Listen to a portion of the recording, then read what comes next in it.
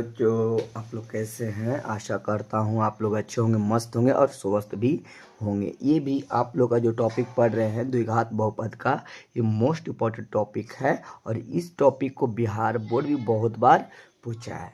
ठीक है, तो क्वेश्चन आपका क्वेश्चन है द्विघात बहुपद ज्ञात करें। द्विघात बहुपद ज्ञात करें जिनके शून्यंकों का योग और गुणनफल क्रमशः -2, 3 है। क्वेश्चन बोला द्विघात बहुपद ज्ञात करें जिनके शून्यंकों का योग और गुणनफल क्रमशः -2, 3 है।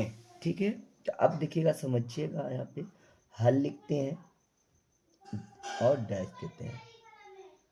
ठीक है, एक अल्फा प्लस बीटा होता है योगफल, ठीक है, और अल्फा इंटू बीटा होता है गुणनफल। ठीक है, पहले बात को समझिएगा।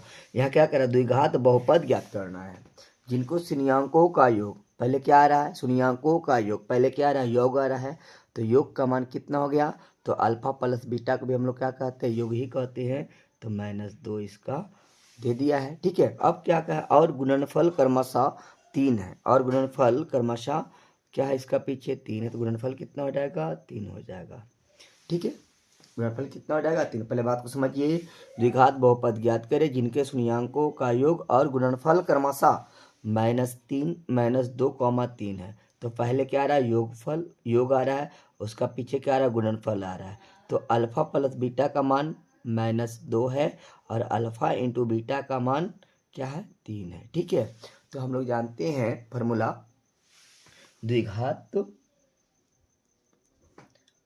द्विघात बहुपद बराबर x² - alpha plus beta into x plus alpha into beta होता है। ठीक है, तो x² देते हैं, माइनस का चिन्ह माइनस देते हैं, अल्फा प्लस बीटा का मान -2 है तो -2 दे देते हैं, इंटू में x देते हैं, प्लस का चिन्ह प्लस देते हैं, और अल्फा इंटू बीटा का मान 3 है तो 3 दे देते हैं। ठीक है, तो x² माइनस माइनस क्या होता है, ये गुना करेंगे तो प्लस हो जाएगा, 2x और +3, ये आपका आंसर हो गया है। यदि वीडियो अच्छा लगा है तो लाइक और सब्सक्राइब जरूर करिएगा। धन्यवाद।